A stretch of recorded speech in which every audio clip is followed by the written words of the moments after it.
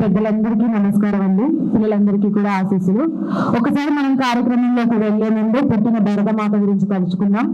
భారత్ మాతాకి, భారత్ మాతాకి, భారత్ మాతాకి, వందే మాతరం, వందే మాతరం, మాతరం మాతరం, వందే మాతరం, మాతరం మాతరం. జై శ్రీరామ్, జై శ్రీరామ్, జై శ్రీరామ్, జై శ్రీరామ్, జై శ్రీరామ్, జై శ్రీరామ్. హిందూ సమ్మేళనం నిజంగా కూడా వాడవాడన ప్రతి చోట హిందువులంతా ఏకమై ఒక దగ్గర కూర్చొని, నేను రోజు చాలా కార్యక్రమాలకు వెళ్తున్నా, వేల సంఖ్యలో చూస్తుంటే ఎవరు వాళ్ళు కులాలుగా హిందువులు విడిపోయిందని చెప్పేది, ఒక్కసారి హిందువుని అని భుజం తట్టి లేపితే ఈ జన ప్రపంచనాన్ని ఎవరైనా ఆపగలుగుతారా అనిపించింది. అంత చక్కగా ప్రతి చోట కూడా హిందూ సమ్మేళనాలు జరుగుతున్నాయి. ఉదయం 8 గంటల కంటే 8 గంటలకు వస్తున్నారు, సాయంత్రం 5 గంటల కంటే ఎండ ఉన్నా కూడా 5 గంటలకు వచ్చేస్తున్నారు. ఏం చెప్తారు, ఏం నేర్చుకోవాలి, దేశం కోసం, ఈ ధర్మం కోసం ఏం చెయ్యాలి అనే ఆలోచన ప్రతి హిందువులో కలిగినందుకు మనందరం కూడా హిందువులుగా గర్వించాలండి. రాష్ట్రీయ స్వయం సేవక్ సంఘ్ 100 సంవత్సరాలను పూర్తి చేసుకున్న సందర్భంగా హిందువులను సమైక్యంగా ఉంచితే ఈ దేశం విశ్వగురువుగా విరజిల్లడం చాలా ఈజీ అవుతుంది. కాబట్టి హిందువులను సంఘటితం చేయాలి అనే అంశంతో, ఆలోచనతోటి ఈ హిందూ సమ్మేళనాలు నిర్వహిస్తున్నారు. ముందుగా మనం రాష్ట్రీయ స్వయం సేవక్ సంఘ్కి కార్యక్రమాలను నిర్వహిస్తున్నందుకు కృతజ్ఞతలు తెలియజేయాల్సిన అవసరం ఉంది. నేను ఒక క్వశ్చన్ అడుగుతా అండి, ఆ క్వశ్చన్కి ఆన్సర్ చెప్పండి. నేను హిందువుని అని మనస వాచ కర్మన పాటిస్తున్న వాళ్ళు ఎంతమంది చేతులెత్తండి. నేను హిందువుని అని ఆలోచించాలి, ఎక్కడా కుల ప్రస్తావన లేకుండా. చాలా సంతోషంగా ఉందండి. అంటే హిందూ అంటే బొట్టు పెట్టుకోవడం, మెడలో రుద్రాక్షమాలు వేసుకోవడం, చేతికి కాషాయ తాడు కట్టుకోవడం, ప్రతి శనివారం వస్తే వెంకటేశ్వర స్వామి గుడికి వెళ్ళడం, ప్రతి మంగళవారం వస్తే ఆంజనేయ స్వామి గుడికి వెళ్ళడం కాదండి. ఇలాంటి హిందువులు కాదు నేను చెప్తోంది.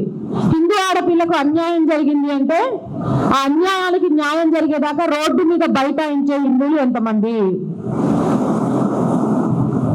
ఇందాక లేచిన చేతుల్లో సగం చేతులు పడిపోయాయి.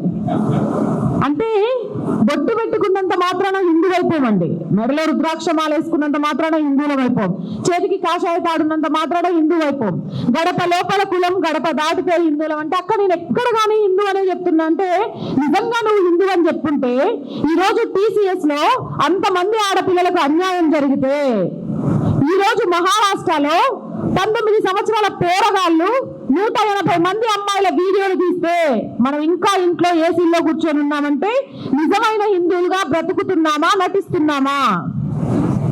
ఇదే గనక ఒక ముస్లిం అమ్మాయికో ఒక క్రైస్తవ అమ్మాయికో జరుగుంటే ఈరోజు ఇలానే ఉండేదా? మరి నేను కత్తులు పట్టుకొని వెళ్ళమని చెప్పట్లే, కర్రలు పట్టుకొని వెళ్ళమని చెప్పట్లే, కనీసం సంఘీభావం.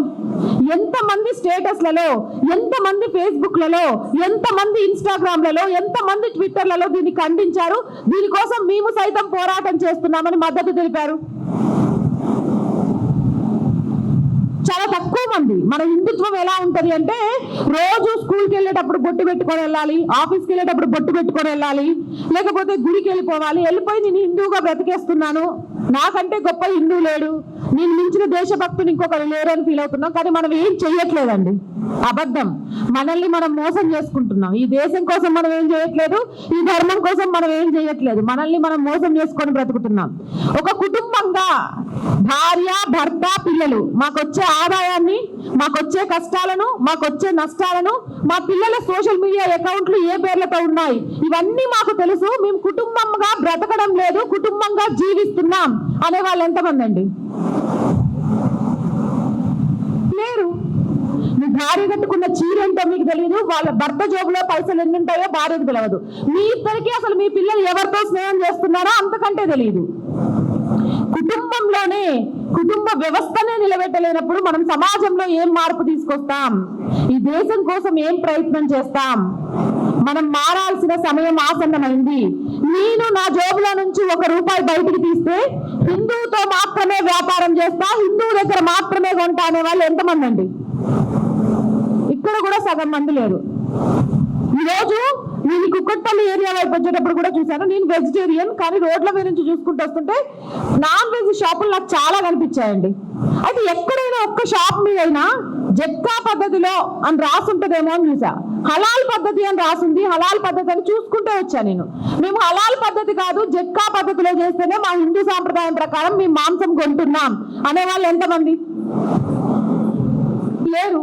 అంటే మనకు అది హలాల్ పద్ధతి అవుతుందా, జట్కా పద్ధతి అవుతుందా, ఏదవుతుందా, మన కటిక వృత్తిని కాపాడుకోవాలా, ఇవేం అవసరం లేదు. ఆదివారం వచ్చిందా, తెచ్చుకున్నామా, తిన్నామా, ఆ రోజు ఎంజాయ్ చేసామా, అయిపోయిందా.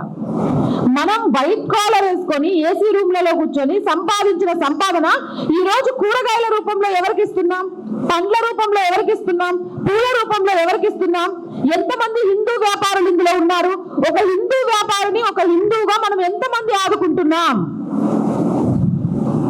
అరే హిందువులకు సంబంధించి ఒక షాప్ లో ₹1 ఎక్కువ ఉందనుకో, వదిన ఓల్డ్ సిటీ షార్మినార్కు పోతే మస్తు చీప్ వస్తాయి. గాడైతే ఈ 500కి వచ్చేది 300కే వస్తుంది. గాడికి పోదాంపా అని ఆటో కట్టుకొని పోతారు. కట్టుకొని పోయి మీరు ఇచ్చే పైసలన్నీ ఎవరికి ఇస్తున్నారు?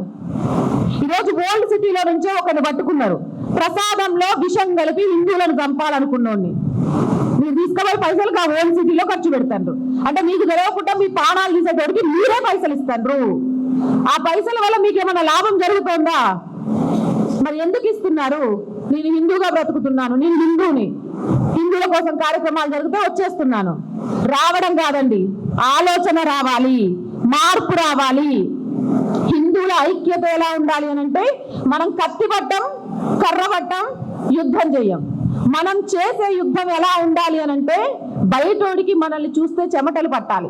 భగవద్గీతలో శ్రీకృష్ణుల వారు అర్జునుడికి చెప్తారు ఏమని అంటే, యుద్ధం మన వల్ల రాకూడదు, యుద్ధం రావడానికి మనం ఎవ్వరం కారణం కాకూడదు. కానీ అదే యుద్ధం అనేది వస్తే మొదటి బాణం మన నుంచే వెళ్ళాలి. ఆ మొదటి బాణం ఎదుటి వారికి ఆలోచన రాకుండా తగలాలి. ఈరోజు కటిక వృత్తిని కాపాడుకోవాల్సిన బాధ్యత మన మీదే ఉంది. కుమ్మరి విద్య కాపాడుకోవాల్సిన మన బాధ్యతే ఉంది. మంగళిని కాపాడుకోవాల్సిన మన బాధ్యతే ఉంది. అసలు హిందువులలో కులాలు లేవు. ఉన్న వర్ణ వ్యవస్థను సర్వనాశనం చేస్తుంటే ఆ వర్ణాలను కాపాడుకోకుండా ఆనందంగా చూసుకుంటూ మళ్ళీ మేమేదో పరిరక్షకులు అని చెప్పుకుంటూ తిరుగుతున్నందుకు మనం బాధపడాలి. ఈ రోజు మన కుల వ్యవస్థలు, మన వర్ణ వ్యవస్థలు, ఈ రోజు మంగళవాడి దగ్గరే నేను కటింగ్ చేయించుకుంటా, మంగళవాడి దగ్గరే నేను షేవింగ్కి వెళ్తా, మంగళవాడి దగ్గరే నేను ఆయిల్ మసాజ్ చేయించుకుంటా అనే వాళ్ళు ఎంతమంది అండి? అరే జావీద్ హబీబ్లు ఇంకొకటి ఎవరికి ఇస్తున్నాం? నా కుల వృత్తి ఏం కావాలి? దాన్ని నమ్ముకున్న వాళ్ళు ఏం కావాలి? వాళ్ళని ఏం చేద్దాం? మెల్లిగా ఆఖరికి దేవీ దేవతలను కాపీర్లు అని చెప్పేవాళ్ళు అదే గుడి ముందు కొబ్బరికాయలు పూలు అమ్ముతే కూడా మనకు అసలు మాటవే లేకుండా వాళ్ళ దగ్గర నుంచి కొనుక్కొని తీసుకెళ్లి కొబ్బరికాయ కొట్టి పూలదండ అమ్మవారికి వేస్తున్నాం. రాయి విగ్రహారాధనే తప్పు, విగ్రహారాధనే చెయ్యకూడదు అనే వారి దగ్గర నుంచి తీసుకెళ్లి మీరు అమ్మవారికి పూజ చేస్తే అమ్మవారు హర్షిస్తారా? అసలు గుడి ముందు మీరు ఎందుకుంటున్నారు? మా విశ్వాసాల మీద నమ్మకం లేనప్పుడు ఆ గుడి కమిటీలు కానీ లేకపోతే దేవాదాయ శాఖ కానీ మిమ్మల్ని ఎందుకు ఇక్కడ ఉండనిస్తోందని మీలో ప్రశ్నిస్తున్న వాళ్ళు ఎంతమంది? ఎప్పుడైతే ఒక హిందువు గొంతు ప్రశ్నించే గొంతుగా మారుతుందో ఖచ్చితంగా హిందూ సమాజంలో నుంచి హిందుత్వం పుట్టుకొస్తుంది. మనం ఎన్ని సమావేశాలు పెట్టినా లేకపోతే మనం ఎన్ని కార్యక్రమాలు చేసినా హిందుత్వం రాదండి. సమాజంలో నుంచే హిందుత్వం బయటికి రావాలి. అలాంటి సమాజ నిర్మాణానికి మనం ఏం చేయాలి? కుటుంబ వ్యవస్థ మారాలి. యాంత్రికంగా జీవించే మనం బ్రతకడం మొదలు పెట్టాలి. బ్రతుకుతున్న మనం ఆప్యాయతలను జీవించడం మొదలు పెట్టాలి. మనకు తెలియకుండానే మనం కలిసి భోజనం చేస్తూ మాట్లాడుకునే రోజులు ఎప్పుడో పోయాయి. ఎవరి మొబైల్ ఫోన్లు వాళ్ళు చూసుకుంటూ, ఎవరి టీవీలు వాళ్ళు చూసుకుంటూ, అక్కడ ప్లేట్లలో ఏవి పెడితే ఏం తింటున్నామో అర్థం కాకుండా తినేస్తున్నాం. ఒక్కరోజు కూడా భార్యతో నువ్వు చేసిన కూర బాగుంది అని చెప్పలేకపోతున్నాం. ఒక్కరోజైనా భర్తని ఈ నెల నీ సంపాదన ఇల్లు గడుస్తుందా అని అడగలేకపోతున్నాం. ఒక్కరోజైనా పిల్లలకు అసలు మీరు చదువుతున్న చదువులు ఇష్టమేనా, మీరు ఎవరితో స్నేహం చేస్తున్నారని కనుక్కోలేకపోతున్నాం. పక్కింట్లో జరిగే గొడవల మీద మనం పెట్టే ఆసక్తి మన ఇంట్లో మనం మార్చుకోవాల్సిన విషయాల మీద పెట్టలేకపోతున్నాం. కాబట్టి హిందూ కుటుంబ వ్యవస్థ మారాలి. ఈ రోజు 16 సంవత్సరాలు 15 సంవత్సరాల అమ్మాయిల వీడియోలు ఎవరెవరి ఫోన్లోనో ఉంటున్నాయంటే బాధగా ఉంది. ఓ 15 సంవత్సరాల అమ్మాయికి ఏం అర్థం అవుతుంది? ఏం చెప్పుకోలేని పరిస్థితి. ఎవరికో ఒక్కసారి దొరికిపోతే అమ్మతో నాన్నతో కూడా దాన్ని షేర్ చేసుకోలేకపోతుంది. లవ్ జిహాద్ మొన్నటి వరకు కేరళ చెప్పుకున్నాం, అస్సాం చెప్పుకున్నాం, యూపీ చెప్పుకున్నాం, ఈ రోజు తెలంగాణలో చెప్పుకుంటున్నాం. రోజుకి ఎన్ని లవ్ జిహాద్ కేసులు బయటకు వస్తున్నాయి. మనకు తెలియకుండానే మన ఆడపిల్లలు పరాయి మతం వైపు ఆకర్షించబడి జీవితాలను సర్వనాశనం చేసుకుంటుంటే ఆ అమ్మాయి కోసం పోరాటం చేస్తూ ఒక్కరైనా మద్దతిస్తూ బయటకు వచ్చిన వాళ్ళు ఎంతమంది? రేపు మీ బిడ్డకు వస్తే, రేపు ఇదే పరిస్థితి మీ బిడ్డకు వస్తే, ఇవేం కాలనీ, ఇదేం జనం, ఇదేం అపార్ట్మెంట్, ఓ ఆడపిల్లకు కష్టం వస్తే ఒక్కడు కూడా బయటకు రావట్లేదని మనం తిడతాం, మనమే అంటాం. కానీ ఈ రోజు ఇంకొక అమ్మాయి కష్టం వచ్చిన రోజు మనం ఎక్కడున్నాం? ఒక రోజు సెలవు పెడితే ఉద్యోగానికి ప్రాబ్లం, ఒక రోజు సెలవు పెడితే సంపాదనకు ప్రాబ్లం, ఇంట్లో నుంచి బయటకు వెళ్తే ఎండకు ప్రాబ్లం, ఈ గొడవలు పోలీసు కేసులు అయితే మనకెందుకు తలనొప్పి? ఇవే కదా మనం ఆలోచించేది. నా అనే స్వార్థాన్ని వీడి మనం అని ఒక ఆలోచనను మొదలుపెట్టిన రోజు ఖచ్చితంగా హిందూ సమాజంలో పెద్ద మార్పు వస్తుంది. మీకు తెలియట్లేదు, మీరు ఎన్ని డబ్బులు కూడబెట్టుకున్నా మీ అమ్మాయిలను కనుక మీరు భద్రంగా చూసుకోకుంటే చీమలు పెట్టిన పుట్టలు పాములకు వశమైపోయినట్టు మీరు సంపాదించిన సంపాదన మొత్తం వేరే మతం వాడు ఆక్రమించేస్తాడు. ఆడపిల్లల మీదే కన్నయ్యడానికి కూడా కారణం చెప్తున్నాను. ఆడదానికి మాత్రమే 1-2 చేసే శక్తి ఉంది. ఆడదానికి మాత్రమే హిందూ సమాజాన్ని ముందు తరాలకు ఇవ్వగలిగే శక్తి ఉంది. తల్లిగా ఒక వంశాన్ని నిలబెట్టగలిగే సత్తు ఉంది. కాబట్టి అలాంటి ఆడపిల్లల్ని హిందుత్వం నుంచి మత మార్పిడి చేయడం ద్వారా హిందుత్వం అక్కడితోనే ఆగిపోతుంది. ఇప్పటికే మనం ఒకరు ముద్దు అంతకంటే వద్దు అంటున్నాం. ఒకప్పుడు 2 ఉండేది, 2 నుంచి 1కి వచ్చింది, 1 నుంచి అసలు పిల్లలే వద్దు, లివింగ్ రిలేషన్ ముద్దు అనే కాడికి వెళ్ళిపోయింది. ఇలాంటివన్నీ చేస్తుంది కూడా ఎక్కువగా హిందువులే. అలా పిల్లలు మారడానికి కారణం కూడా పేరెంట్సే. వాళ్ళ ముందే గొడవలు, వాళ్ళ ముందే చిరాకులు, వాళ్ళ ముందే ఒకళ్ళను మరొకరు తక్కువ చేసుకొని మాట్లాడుకోవడాలు, వాళ్ళ ముందే ఎవరైనా పెళ్లి గురించి చెప్పగానే మనం ఏదో కష్టపడిపోతున్నట్టారా, పెళ్లి చేసుకోకరా, పెళ్లి చేసుకుంటే అన్ని కష్టాలే. మరి మనం ఏం అనుభవిస్తున్నాం? వదిలేసి ఉంటామా? మనం ఉండం. కానీ చెప్పేవాడికి అలా చెప్తూ ఉంటే మన పిల్లలలో కూడా పెళ్లి వ్యవస్థ మీద ఉన్న ఆలోచన తప్పుగా వెళ్ళిపోయింది. నలుగురు కూర్చుంటే పెళ్ళైన జంటలు సంతోషంగా ఉన్నాయని మాట్లాడటం కంటే గొడవలతో ఉన్నాయని మాట్లాడటం ఎక్కువైంది. మనం ఏం సాధిస్తాం పెళ్లి చేసుకొని? పెళ్లి లేకుండా ఏమీ లేకుండా లివింగ్ రిలేషన్ లో బ్రతికేయచ్చు. ఈ రోజు హైదరాబాద్ లో ఎన్నో హాస్టల్స్ కి బోర్డులు పెడుతున్నారు, లివింగ్ హాస్టల్స్ అని.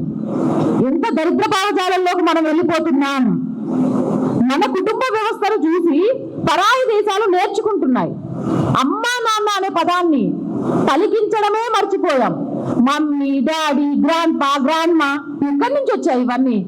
మన భాషను, మన భోజనాన్ని, మన వస్త్రాధారణని, మన సంస్కృతిని, మన సాంప్రదాయాన్ని, వీటిని మర్చిపోయిన రోజు మన మనుగడే అసాధ్యం. వీటిని కాపాడుకోవాల్సిన పూర్తి బాధ్యత మన మీదే ఉంది. మన ఇంట్లో మనం మారితే ఆటోమేటిక్ గా సమాజం కూడా మారుతుంది. అలాంటి సమాజం కావాలి. పొద్దున్నేస్తే రాముడి గురించి తలుచుకుంటాం, కానీ రాముడికి భార్య సీతలాగా, సీతకు భర్త రాముడిలాగా రామాయణంలో ఉన్నట్టు ఈ రోజు బ్రతుకుతున్న భార్యాభర్తలు ఎంతమంది అనేది మీకు మీరు ఆన్సర్లు చెప్పుకోండి, నాకు చెప్పవసరం లేదు. భర్తకు కష్టం వస్తే ఆ కష్టంలో నేను తోడుగా ఉంటా అనే భార్యలు ఎంతమంది? భార్య గురించి తను ఎక్కడున్నా సరే నా మనసులో తనకు తప్ప ఇంకొకరికి స్థానం లేదు, నేను ఏదైనా పంచుకోవాల్సింది తనతోనే అని ఆలోచించే భర్తలు ఎంతమంది ఉన్నారు? మనకు చాలా రకాల పండ్లు కనిపిస్తాయి. గెలలకున్న పండ్లు కనిపిస్తాయి, విడివిడిగా ఉన్న పండ్లు కనిపిస్తాయి. మీరు విడివిడిగా ఉన్న పండ్లను కొంటారా, గెలలకు మంచిగా ఉన్న పండ్లను కొంటారా? ఎందుకు? అవి ఇవి ఒక చెట్టువే కదా. గట్టి చెప్పండి. కలిసి ఉన్న గెలకు విలువ ఉంది అని తెలిసిన తర్వాత కూడా ఎన్నికలు వచ్చినప్పుడు విడిపోయి ఓట్లు ఎందుకు అడుగుతున్నారు? అంటే మీ విలువను మీరు తగ్గించుకుంటున్నారా, పెంచుకుంటున్నారా? తెలిసే తప్పు చేస్తున్నాం. అవునా? కాపు ఓట్లు, కమ్మ ఓట్లు, రెడ్డి ఓట్లు, బ్రాహ్మణ ఓట్లు, ఎస్సీ ఓట్లు, అంటే మనకు తెలుసు మనం కలిసి లేము. ఈరోజు ఇస్లాంలో కులాలు లేవా, క్రైస్తవంలో కులాలు లేవా? అన్నిట్లలో కులాలు ఉన్నాయి. కానీ అన్నిట్లలో కులాలు ఉన్నా కూడా ఈరోజు కులాలుగా విభజించి మాట్లాడగలుగుతుంది ఎవరిని? హిందువులను మాత్రమే. ఎందుకు అలా అవుతుంది? దానికి కారణం ఎవరు? బాధ్యులు ఎవరు? హిందువులా కాదా? తప్పు చేస్తుంది ఎవరు? ఎవరమ్మా తప్పు చేస్తుంది? హిందువులే తప్పు చేస్తున్నారు కదా. మరి హిందువులే తప్పు చేస్తున్నప్పుడు ఆ తప్పును సరిదిద్దుకోవాల్సింది ఎవరు? హిందువులేనా? మీరు వింటున్నారా వినట్లేదా తెలిస్తే నేను చెప్పాలా వద్దా ఆలోచిస్తా. మార్చుకోవాల్సింది ఎవరు? ఈ రోజు నుంచి మారాల్సింది ఎవరు? ఏం చేయాలి? హిందువుగా బ్రతకకూడదు, హిందువుగా జీవించాలి. బ్రతకడం వేరు, జీవించడం వేరు. మనం బ్రతుకుతున్నాం, బ్రతకడం ఆపేద్దాం, జీవిద్దాం. నా కోసం మీరందరూ ఒక చిన్న ప్రమాణం చేయండి. చేస్తారా? మీ చేతులు ముందుకు పెట్టండి. ఈ రోజు నుంచి ఎంత గట్టిగా చెప్పాలి అంటే ఈ వీధి చివర మార్కెట్కి వినబడాలి. ఈ రోజు నుంచి మేము ప్రతి పైసా హిందువుల కోసమే ఖర్చు పెడతాం. హిందువుల నుండి వ్యాపారం చేస్తాం. హిందూ హిందూ హాయి భాయిగా బ్రతుకుతాం. పిల్లల పట్ల శ్రద్ధ వహిస్తాం. పిల్లలు ఏం చేస్తున్నారో గమనిస్తాం. ఎలక్ట్రానిక్ వస్తువుల కంటే మనుషులతోటి సంబంధ బాంధవ్యాలను పెంచుకుంటాం. కులరహిత అసమాన రహిత హిందూ సమాజాన్ని రక్షించడంలో ముందుంటాం. ఆలయాలు మా హక్కు. వాటిని పరిరక్షించుకోవడంలో ముందు తరాలకు అందించడంలో పోరాటం చేస్తాం. ఏ ఆడపిల్లకు అన్యాయం జరిగినా నా ఇంటి బిడ్డకు అన్యాయం జరిగినట్టే పోరాటం చేస్తాం. హిందూ అమ్మాయిల్ని రక్షించుకోవడం మా బాధ్యత అని గ్రహిస్తాం. దంపతులంటే సీతారాములు కాదు, మేము అని సమాజానికి ఆదర్శంగా మారుతాం. ఆదర్శ దంపతులుగా జీవిస్తాం. పెళ్లి విలువ నేటి యువతకు రేపటి యువతకు తెలియజేస్తాం. 3 ముళ్ళు 7 అడుగులు నీ కుటుంబం కోసం కాదు, ఈ దేశ సంస్కృతి కోసం అని అర్థమయ్యేలాగా చెప్తాం. దేశం కోసం ప్రాణం ఇవ్వడానికి అవసరమైతే శత్రువు ప్రాణం తీయడానికి సిద్ధంగా ఉంటాం. భారత్ మాతాకి, భారత్ మాతాకి, భారత్ మాతాకి. వందే మాతరం, వందే మాతరం, వందే మాతరం. జై శ్రీరామ్, జై శ్రీరామ్, జై శ్రీరామ్. ఈ అవకాశం ఇచ్చిన పెద్దలందరికీ ధన్యవాదాలండి.